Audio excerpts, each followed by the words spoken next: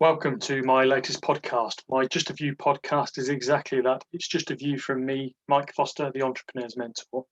And for this podcast, I'll be providing my views on matters that I've been observing, perhaps from a selection of topics from the news or thoughts off the back of conversations with other entrepreneurs.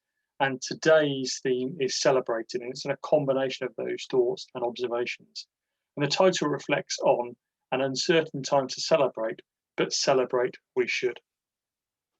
2020 has certainly been an uncertain time and it remains so. Firstly, with a national lockdown towards the end of March, then there was some hope before we then faced lockdown part two. And we're now in a resulting tier system that we're all facing right now and looking to manage from a business perspective as well as personal. And wow, what a lockdown period that's been. As I say, that started late March, Boris Johnson's announcement around the 23rd of March. And can you believe that's nearly 9 months ago since that announcement? And whilst I remain hopeful for Christmas, I personally reflect on a period that has gone so quickly, but at times has felt extremely painful for so many reasons. The pandemic has certainly caused what is perhaps the most uncertain time for many businesses and business owners of this time. Many would not have received such an uncontrollable interruption in their business since they started. And from my experience, entrepreneurs don't think about the now, they always look forward. And entrepreneurs like to be in control of their own destiny. And at this moment of time, although there continues to be that flicker of light at the end of the tunnel, there is still certainly much uncertainty. And when control seems to be returning, something else comes along. And I admire the resilience that small business owners in the UK have shown during these last 9 months, much in my view, in a way that's been underappreciated by our government. Yes, our government have given some financial support, but we're going to pay for that. And by all accounts, by some of the messages coming out of government, it's the small businesses that are going to be paying for the shortfall, if you like, from our sort of tax investments. But you add to this now Brexit. That's certainly been the elephant in the room for 2020, and it's really sort of crept up on many businesses. And I'm sure there are many businesses in the UK that are not prepared for Brexit. However, are you as confused as I am? Because the government have spent millions of pounds telling us to be prepared. Be prepared for Brexit. Start your planning now. But my question is, be prepared for what? How can you really prepare for what is unknown? We've all perhaps been following the press over many of the recent days, whereby now the deadline of negotiation has been extended. And the BBC I was watching this morning, they alluded to just a couple of extra factors now that is just outstanding, perhaps with fishing rights and a couple of other areas. However, what has been agreed already? Could there not be some information start to be fed out so that the businesses could prepare for what is potentially known? Taking a look back at 2020, what would you actually be celebrating? Yes, it's been a difficult year, but during a difficult year for all, looking back, what have been your wins? What should you be celebrating? Even just those small little wins, those small little achievements that you've had in your business that have enabled you to survive and hopefully thrive as we start to emerge. As an example, my clients, they've recruited. Some have won some awesome new business and some tenders. Some have pivoted or developed their existing offering. Others have invested to retain and grow all of their team members. And others have built new strategic partnerships that will see benefits for them in 2021. Now, I've ran my own businesses before. I know what it's like. I know that not enough entrepreneurs celebrate what it is that they've achieved, as it's now a case of or just moving on to the next step, and just achieving and doing good things in the business is perhaps a given for many entrepreneurs. But do you actually stop and celebrate?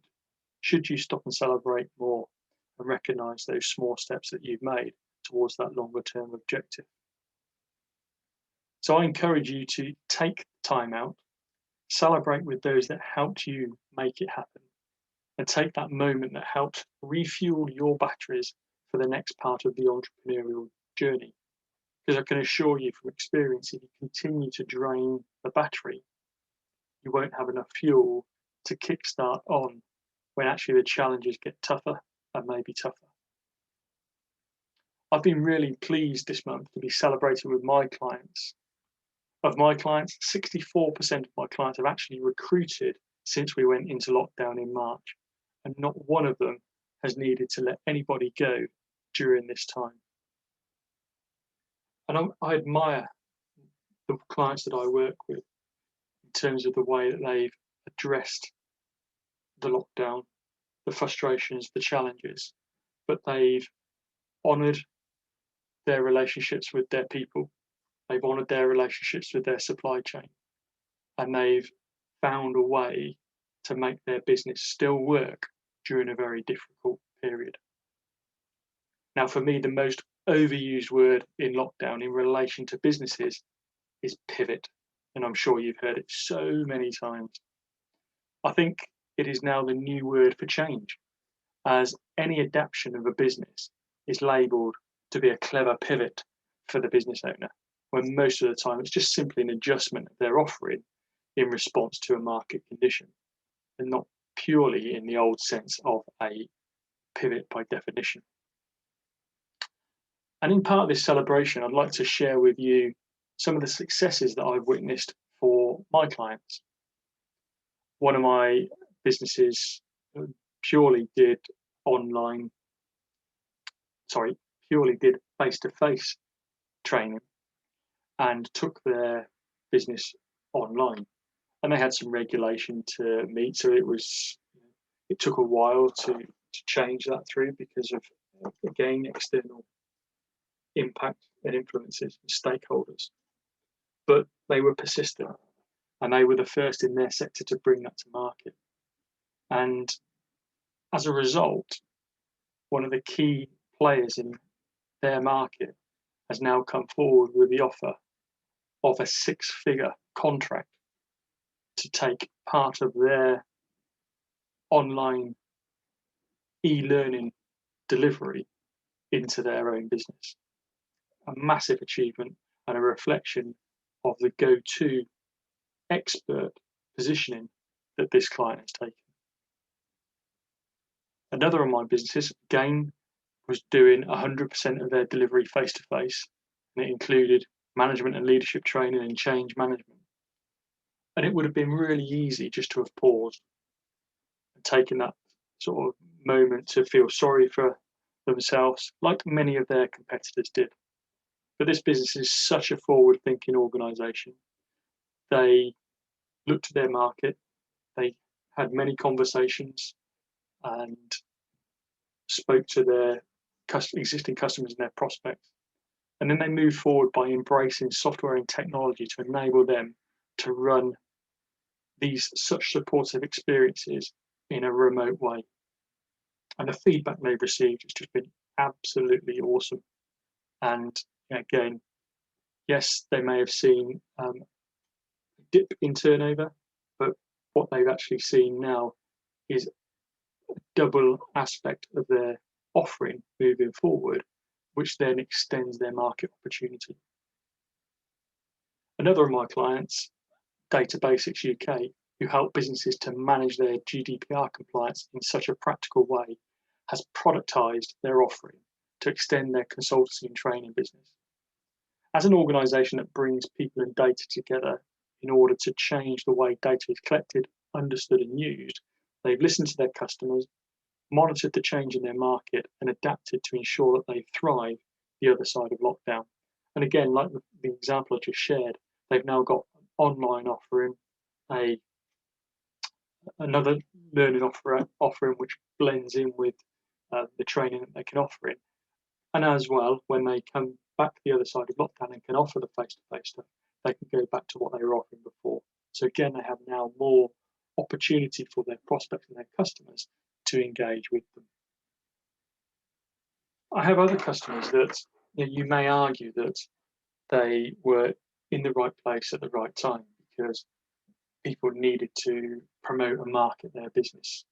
But in comparison to others in their sector, their growth has been fantastic during 2020, and they should be celebrating that by benchmarking themselves against others in their industry. And benchmarking is a great tool and a great way to be able to celebrate that success. I've always said with the effective benchmarking of your business in comparison to your competitors, if your industry is having a good time, then you can reflect whether your good time is in line with your industry or whether you're having a better or perhaps not so good time in an upturn, and vice versa, as we experienced in many industries. It's a difficult time, it's an uncertain time, therefore your sector and industry may have been suffering.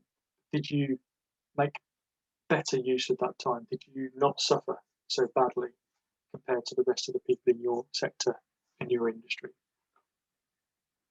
So to close my latest podcast, what I'd like to do is ask that question again. If you were to take a look back at 2020, what would you celebrate? Looking back, what are your wins? What should you be celebrating? Even those small little wins, those small little successful steps that you've taken as you stride forward towards the bigger picture. May I take this opportunity to wish you a very Merry Christmas and a prosperous New Year, wishing you every success for 2021. I hope you will continue to tune into my podcast whilst I continue to support the development of your business so that you can thrive beyond this pandemic and celebrate even more in the future.